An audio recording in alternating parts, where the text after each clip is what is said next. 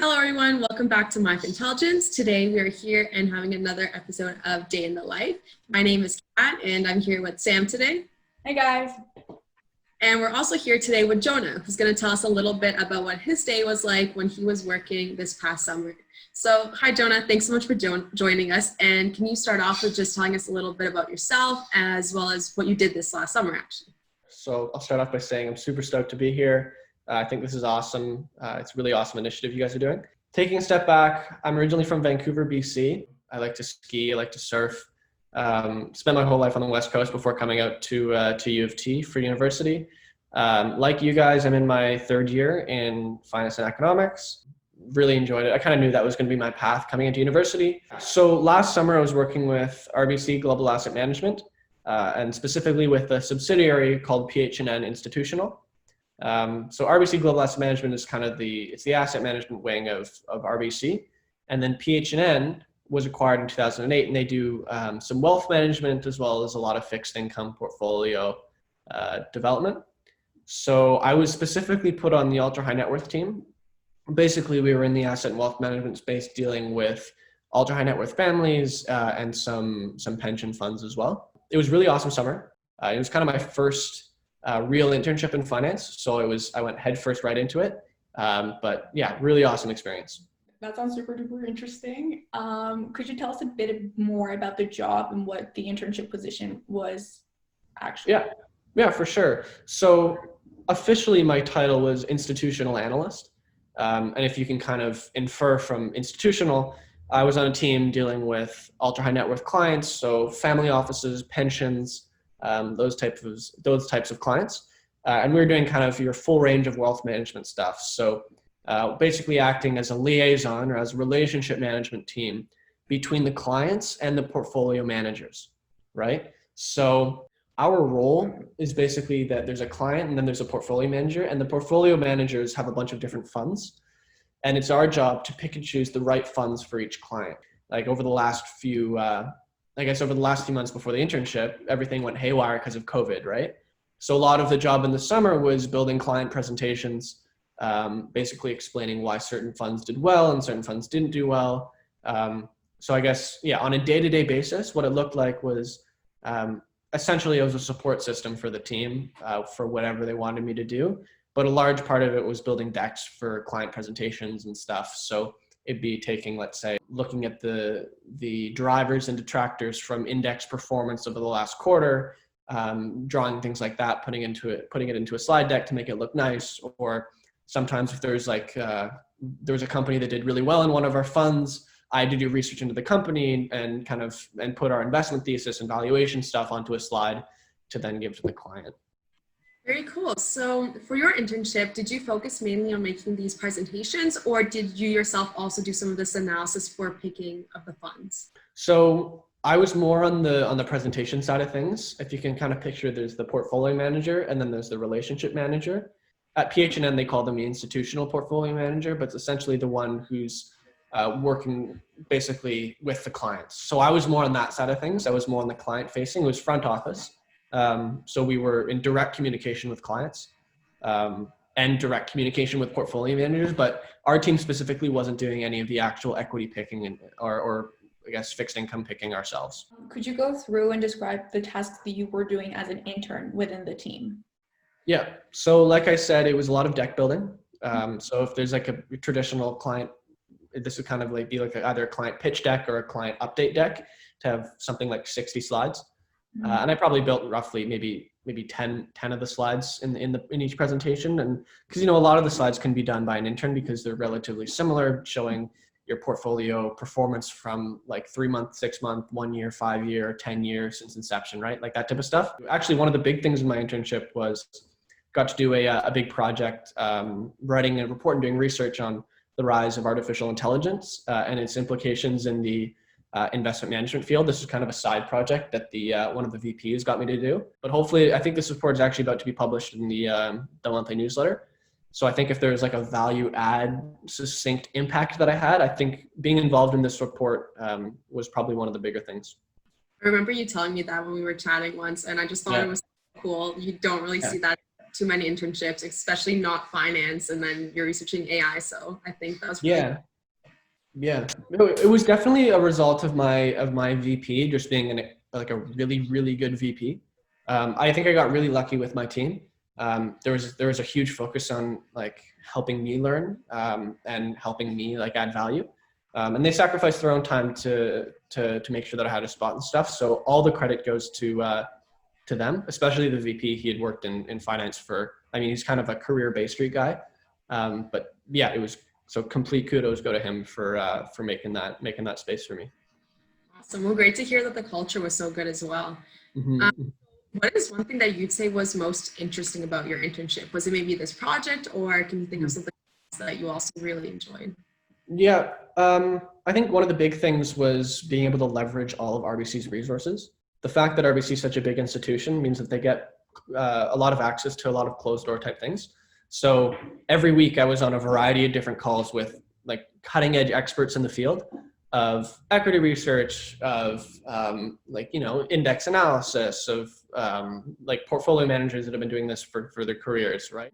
That's actually pretty cool. Yeah, being having all these different people and like hearing about their experiences is definitely a great educational opportunity for a student. So that's awesome about RBC. What's something that you didn't necessarily enjoy or disliked about the job? I don't think that there was anything that I didn't enjoy. I think I understood that like some mechanical tasks need to get done, and I'm a person like I was able to do that for my teams to be able to like allow them to do other things. So I don't know if this probably isn't a very satisfying answer, but there wasn't actually something that I dreaded doing. Right? I understand my role as an intern is to support the team wherever possible, and like you have to kind of wake up and realize, yeah, you're not going to be doing everything yourself as an intern. Like you're not a full-time employee, right? You're not going to be like in a sales and trading, you're not executing the trades yourself, right? Or in my case, like I'm not meeting with clients by myself, right? So I don't think that there was anything that was the least favorite part, as unsatisfying an answer as it is. Like I had an awesome experience. No, that's great to hear. And the truth is, a lot of us interns do find these mechanical tasks to be really boring, which they do tend to be, but it's good that you understood that this is our role as interns. We got to do it, and we are helping the team in that sense. So, and I think what I'll add is that, you can look at some tasks as an intern and think, yeah, in isolation, they're mechanical. Like in isolation, updating a slide of monthly, quarterly returns is a mechanical task, but it becomes interesting when you take a step back and kind of look at the bigger picture. And I think that's what differentiates good interns from really good interns. Like when I'm updating let's say a deck on performance of the fund, if I just update the deck and hand it in, I guess I've completed my task, but I haven't added value, which has to be a focus in an internship. What you have to what I was doing is when I was doing these, I guess, more mechanical tasks, was always asking questions of why, right? And most of the people on the team are more than willing to chat about why performance was X or Y. So I think that if you're actually curious, those mechanical tasks aren't actually mechanical at the end of the day. Can you tell us a bit about how you manage to ask why so much and talk to your managers so much in a virtual environment? It's a lot easier when you're in person. You can just turn around and ask, but call just to ask them why. Yeah, if you could just tell us a bit about how you managed to do that. Yeah, so as it was online, it took more initiative on my end, because you got to remember these people are really busy too, right? So although they'll often reach out, the ownership has to be on the intern themselves. So I was in really close contact with one of my analysts, and we were talking like throughout the day essentially, because I was really helping him with a lot of stuff. But it's just a matter of reaching out, right? Email, WebEx, phone calls, like whatever you can do. You just got to do it like a few times a day. The reason you're there is to learn, right? So the team wants you to ask questions. Right? So it's just a matter of actually doing it and asking the right questions, right? For sure. Going off of that, what were your hours like, and did the job ever get a little bit stressful or overwhelming? And if so, how did you handle it? Not overwhelming, but stressful for sure, right? The flow, our workflow was pretty largely dictated by one, market performance, and two, client presentations. So when the markets are down, our lives are probably more stressful because we're having to deal with numbers that aren't necessarily in our favor and stuff. Your life is easier when your funds do well, right? And our funds were doing well, so our life was relatively fine. But there were some weeks where we had multiple client presentations, and the slide deck has to go out the night before to the client because you want to make this super seamless for the client. So there were some weeks where it was a lot busier. On an average day, I would log on at probably 8 to 8:30, and I'd be on until roughly 6:30. So nothing too insane, pretty manageable. But there were also some nights where I'd be on until kind of 8:39. That didn't happen too much, but I mean it kind of came and went, right, with the frequency of client presentations in a week. Can you tell us a bit about your next step and where you're headed?